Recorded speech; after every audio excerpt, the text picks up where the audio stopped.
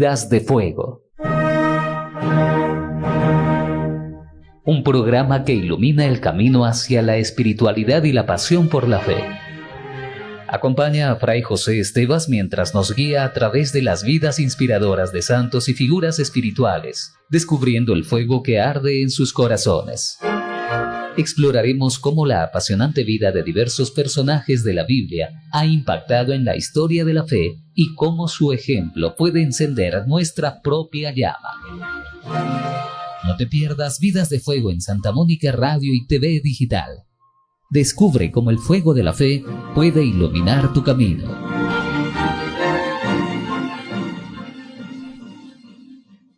Bienvenidos ya a Vidas de Fuego con Padre José Estevas, Agustino Recoleta, quien nos acompaña hoy y hablaremos sobre Santo Tomás de Villanueva, la vida de Santo Tomás de Villanueva. Padre, ¿cómo está? Bienvenida. Yesenia, buenas tardes, buenos días todavía.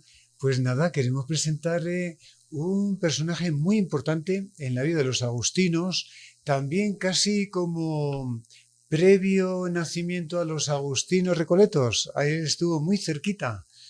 Porque si él vivió hasta 1550 y tantos, vamos a decir, bueno, pues los agustinos recoletos, 1550,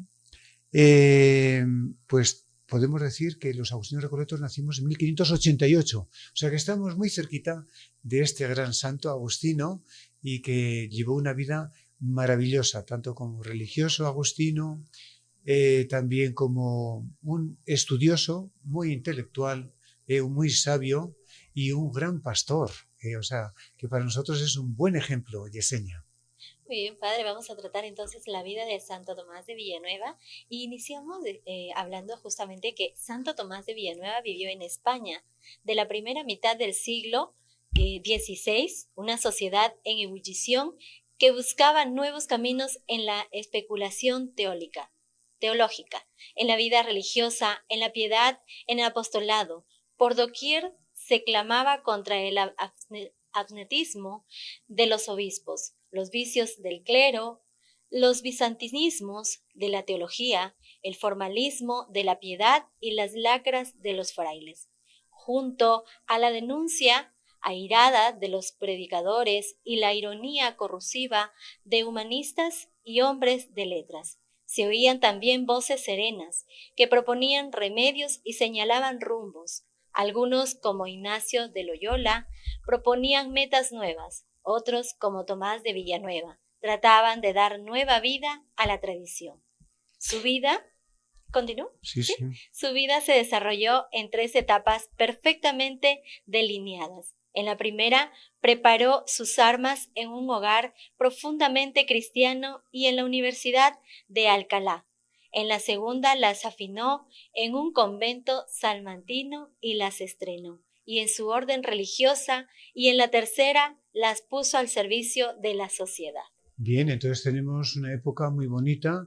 Yo digo que es el siglo de oro de la lengua castellana, también de la fe. Tenemos a Santa Teresa, San Juan de la Cruz, por esa época.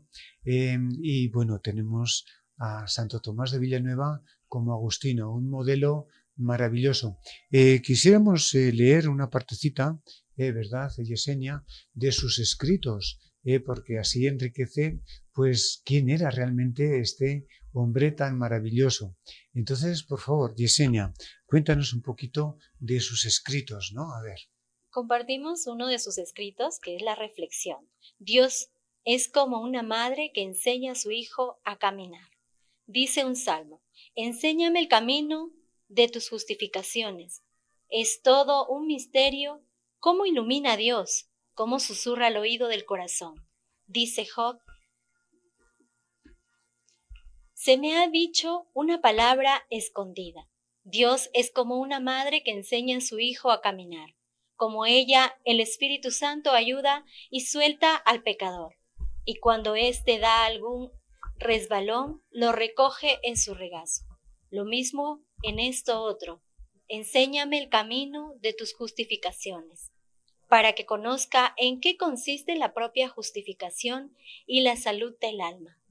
porque hay algunos que presumiendo más de lo que debido de la misericordia de Dios, son muy descuidados en lo referente a sus obras.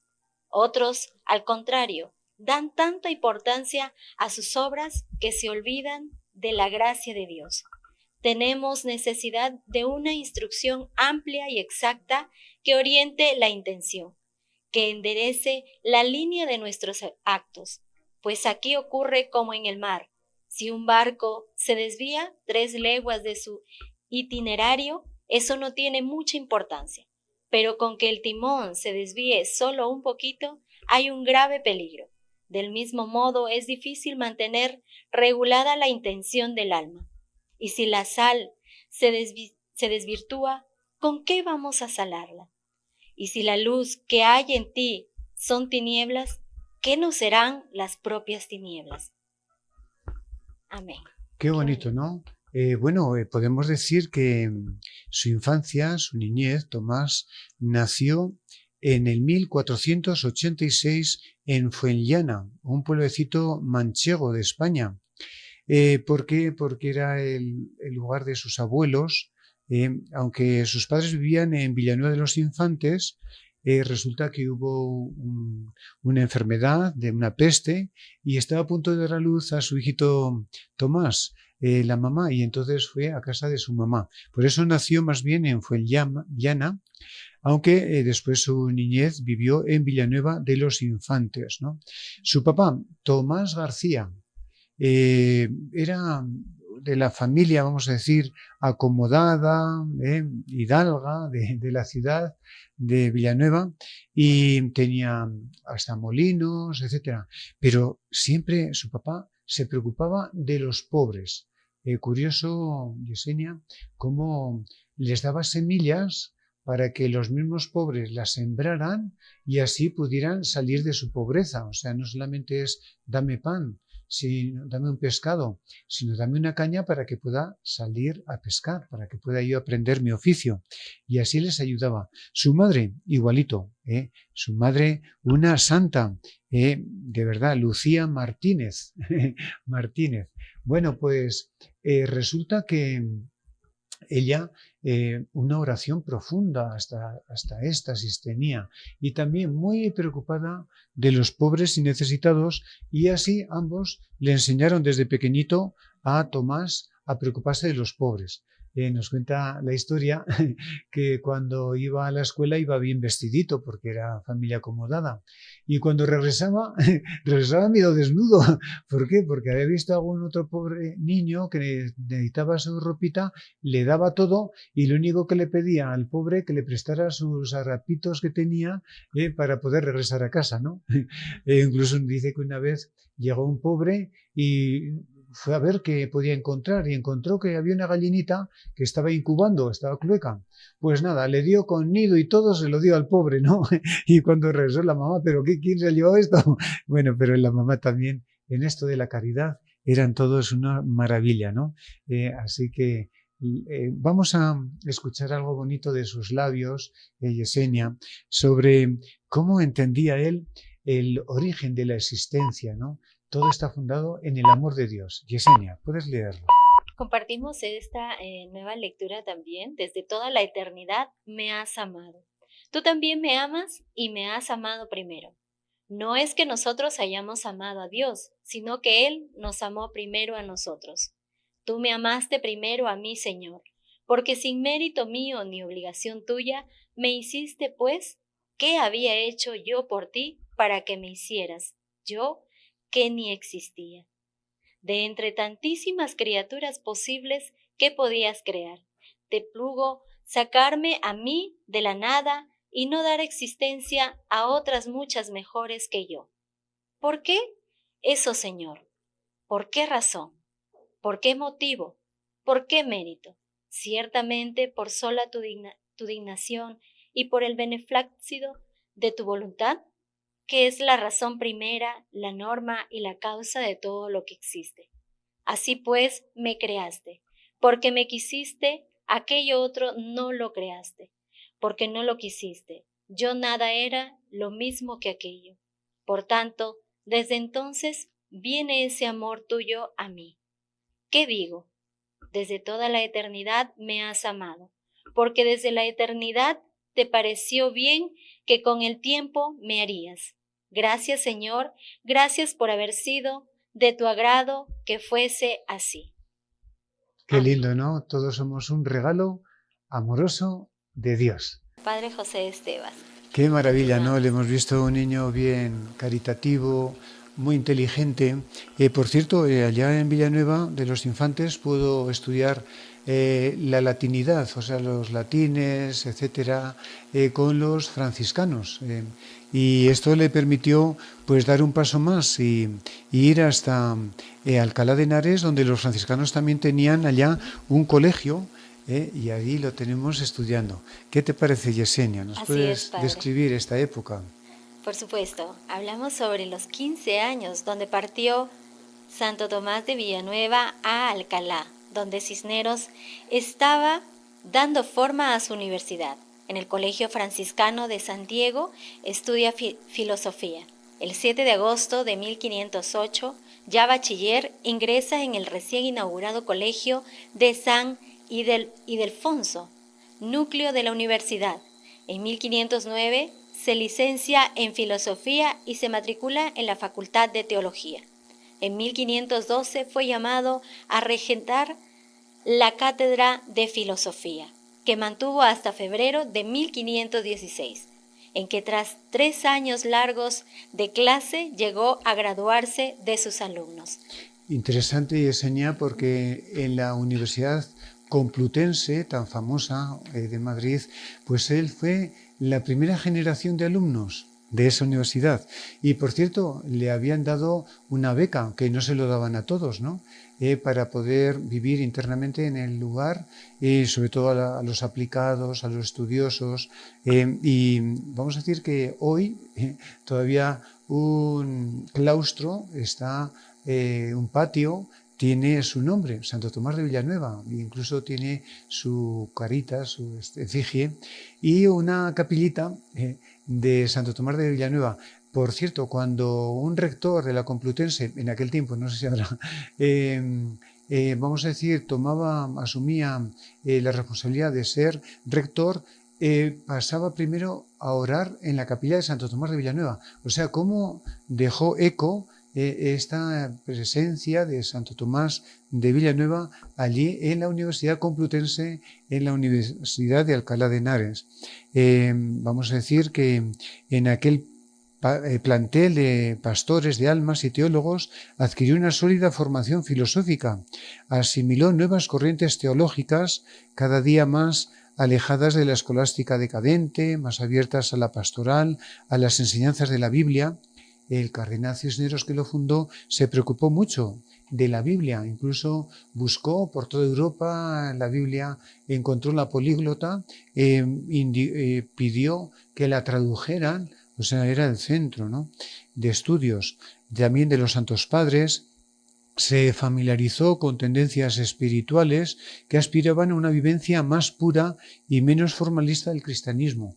O sea, dentro del humanismo de la época, estamos en el Renacimiento, y más de Cisneros, que quería una renovación, tanto de la cultura, incluso de España, tenía parte en el gobierno, pues ahí está un poquito Tomás actuando, ¿no?, vamos a decir. Así es, padre, pero Tomás procuró evitar todo exceso, conservando siempre un gran aprecio por la tradición medieval, presentada por Santo Tomás de Aquino. El Aquinate será su guía en los campos de la filosofía y teología, aunque tampoco desdeñara la compañía del platonismo cristiano.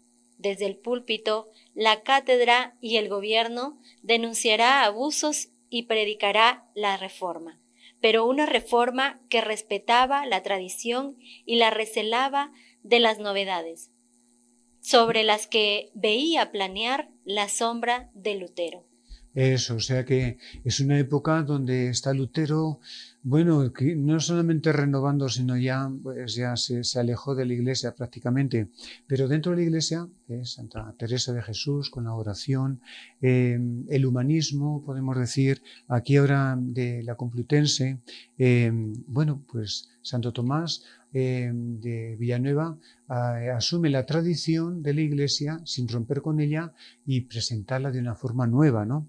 En el colegio dejó fama de varón santo, de profesor prestigioso. Gómez de Castro le menciona entre sus 3 catedráticos más insignes y recuerda que a él deben su formación filosófica hombres de la talla de Domingo de Soto y Hernando de Encinas. Por un apunte del libro de recepciones consta que en algún momento fue castigado por llegar tarde, ¿no?, al colegio. Bueno, vamos a escuchar algún texto de su pluma y letra de cómo vivir bonito la inteligencia, podemos decir, ¿no? Adelante, Yesenia. Recógete, vuelve a ti, vive contigo, criatura digna de lástima. ¿Cómo es que andas vagando curiosamente fuera de ti, errática, derramada y dividida por el mundo, huida de ti misma y en exilio?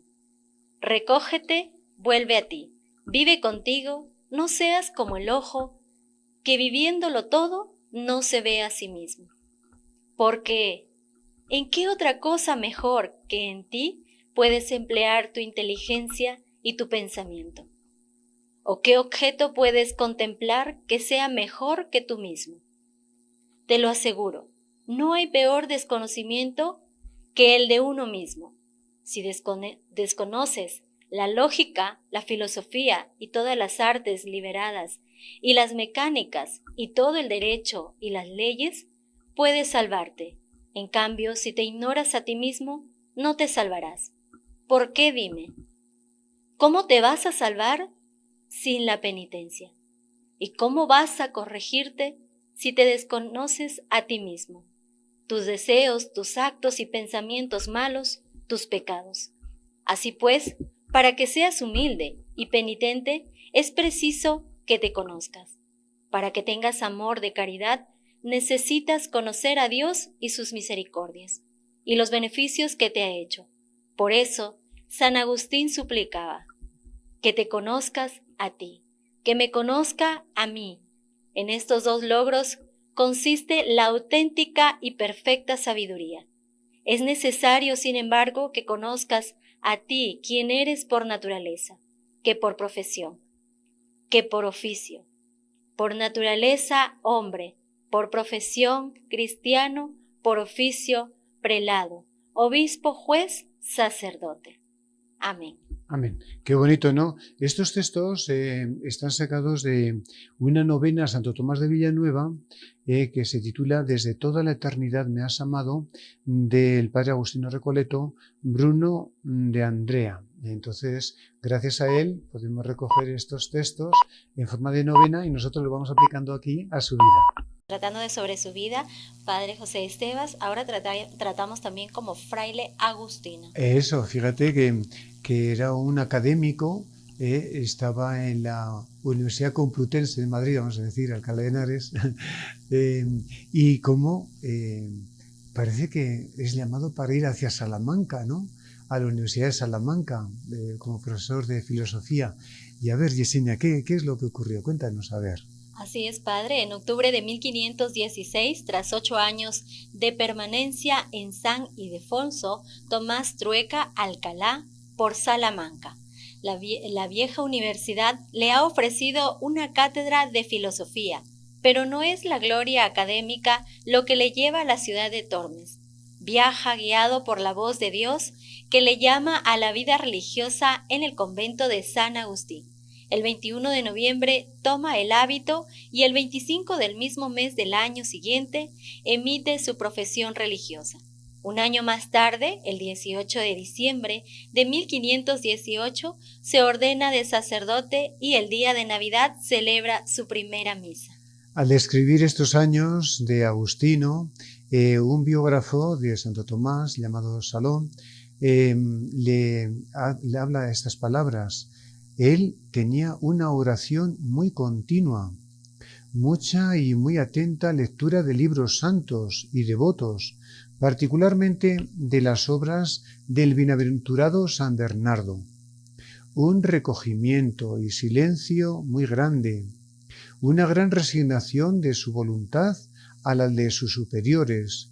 También subraya su austeridad, su caridad para con los enfermos, a quienes daba de comer con su propia mano, les hacía la cama, les limpiaba, regalaba y servía cuanto podía, y su laboriosidad jamás fue visto ocioso ni en conversación con otros frailes, sino siempre o en algún santo ejercicio de caridad o encerrado en su celda. Entonces, hay un texto aquí del padre Andrea que nos dice: te debes todo a Dios, a Él. Es un texto de Santo Tomás. Vamos a leerlo, por favor, Yesenia. Así es, Padre. Las obras sí son perfectas. Pertenecen a aquel quien le restituyen. Él es el origen primero y principal de ellas, pues todo don perfecto viene de arriba. Dice Pablo: pues ¿qué tienes que no hayas recibido? Y si lo recibiste, ¿por qué te glorias como si no lo hubieras recibido? Aunque fueran nuestras esas obras, las debemos, y por muchos capítulos. Primero porque, como dice San Agustín, te debes todo entero al que te hizo. Lo mismo que el alfarero, que se sirve con todo derecho de la vasija a la que él dio forma. Así que por razón de haberte creado, te debes a él. Y también por razón de que te redimió. Así que por mucho que penes, más penó él por ti. Por tanto, hagas lo que hagas, sigue siendo deudor. Ahora bien, de un trabajo imperfecto y ajeno. ¿Y qué se debe? ¿Quién puede gloriarse? Amén. Qué bonito, ¿no? Bueno, Tomás era ya un hombre de 33 años, con una sólida preparación humana y académica. Estaba listo para servir a los demás. En el 1518, antes de su ordenación sacerdotal, explica teología en su convento. En mayo de 1519, con apenas 5 meses de sacerdocio, se le encomienda el priorato de Salamanca, cosa muy extraordinaria y nunca vista en nuestra orden, dice el biógrafo. Y al año siguiente inicia su carrera de predicador. 3 años había bastado para desvelar su vocación. En adelante será siempre profesor, gobernante y predicador. Quisiéramos resaltar un poquito esto de predicador. En Salamanca, él predicaba, por ejemplo, las cuaresmas, y que dice Quevedo, que también escribió una biografía de Santo Tomás de Villanueva, que había convertido Salamanca en un convento, de tal forma que cuando eran sus predicaciones, unas avalanchas de gente iban a escucharle y se conmovían, y cuando regresaban compungidos, cambiando su vida, muchos deseosos de entrar a los conventos, de tal forma que se llenaron los conventos de Salamanca de gente que quería entregarse a Dios, incluso también otros conventos de España, gracias a sus predicaciones. Los comerciantes, al escuchar sus predicaciones, cambiaban totalmente su estilo de comercio, más justo, ayudando a los pobres. En fin, el ejercicio de predicador, que lo ejercerá en toda su vida, ahí en Salamanca fue algo maravilloso, podemos decir. Así es, Padre José Estevas. El primer oficio fue el más esporádico. Solo lo ejerció de joven y cuando quedaba libre de tareas administrativas. En sus clases, a las que concurría muchos estudiantes de la universidad, explicaba al maestro de las sentencias a la luz de Santo Tomás de Aquino, al cual fue muy aficionado y devoto. Más energías dedicó al gobierno de su provincia, de la que fue provincial, visitador y definidor, amén de prior de los conventos de Salamanca, Burgos, Valladolid. El cronista Salón dirá que no hubo en la provincia oficio ni cosa importante ni de confianza en ella que no posase en sus manos. Promovió la dignidad del culto, el espíritu de la oración entre los frailes, la paz en la comunidad, la laboriosidad, envió misioneros al Nuevo Mundo, su espíritu de que llegue Cristo a todos los lugares. Y Yesenia también nos hablará después un texto, pedimos que lea un texto muy bonito, saltando ya alguna parte. Vamos al texto bonito que hemos resaltado de esta época. Promovió entonces las misiones, envió 16 religiosos a América, acertó en conjugar los diversos elementos que componen el ideal agustiniano de la vida religiosa, como es la interioridad, la vida común, el estudio y el apostolado. Yesenia, ¿nos puedes leer un textito también que nos describa este espíritu? Así es, Padre, vamos a leer como el buen labrador. Feliz aquel a quien el Señor le da la gracia de obrar bien y de no presumir de sus obras, sino de gloriarse únicamente en Cristo Jesús. A ejemplo del apóstol, Dios me libre de gloriarme si no es en la cruz de nuestro Señor Jesucristo. Cuando escribe a los Corintios y se gloria de sus obras, ¿qué es lo que les dice? Casi estoy hecho un insensato, vosotros me habéis forzado. Un muy buen ejemplo tomado del labrador. Si esperas cosechar sin sembrar, y vana en tu esperanza. Si de hecho siembra, pero no cuentas con Dios, ni con el sol, ni con la lluvia, sino únicamente con la semilla. Entonces su esperanza es insensata. Por tanto, hay que sembrar y hay que esperar que los frutos salgan de la semilla, pero no esperarlos de la semilla, sino de Dios, que les da vida, pues un grano podrido y muerto no tiene principios vivificadores ni multiplicadores. El que da el crecimiento es Dios, vivificando y multiplicando aquel grano con el calor del sol y con sus lluvias. Por consiguiente, hay que poner nuestra esperanza en el único que da la vida, con su gracia a nuestras obras muertas, y las ennoblece para que sean dignas de la vida eterna. Es igual que la propia materia del oro, sin ese brillo característico no tendría mucho valor, sería como el hierro. Lo mismo le ocurrirá a nuestras obras sin la gracia. El valor del oro está en su color. Quítale el color y has quitado el valor. El valor de una acción, la gracia de Dios. Quítale la gracia y no es nada. O es muy poca cosa vuestra acción, está muerta porque la vida de una obra es la caridad. Amén. Amén. Muy Qué bien, bonito. Yesenia. Tratamos ahora como obispo de Valencia, Padre. Sí, Yesenia. Bueno, él era un religioso, era agustino, había llegado a oídos del emperador Carlos V, de lo bueno que era, de tal forma que lo escuchó en algún momento, lo hizo su confesor en algún momento y lo promovió para que fuera obispo de Granada. Pero él no aceptó, no, él no quería esa dignidad, podemos decir, ¿no? Por humildad, ¿no? Por sencillez. Pero cuando por segunda vez le propone para que sea obispo de Valencia, el padre provincial le dijo, tienes que aceptar sí o sí, no hay otro remedio. Y entonces él, por obediencia, aceptó este cargo, ¿no? Entonces Tomás fue obispo de Valencia por voluntad de Carlos V. Él habría deseado declinar en el honor, como yo le había hecho en la sede de Granada, pero hubo de plegarse a la voluntad del superior religioso que le mandó, dentro de 20 horas, acepte la promisión según y como su majestad lo tiene indicado, lo tiene hecho, ¿no? El 7 de diciembre de 1544 recibió la ordenación episcopal y el 1 de enero de 1545 ingresó en Valencia a lomos de una mula. Los 11 años de su episcopado vivirá como arzobispo que no quería dejar de ser fraile. A ejemplo de Agustín, organizó su casa con sobriedad, sencillez y familiaridad. Él se veía como esposo, pastor y padre de sus fieles, a 1000 leguas del obispo, renacentista, que a menudo era más un señor que un pastor.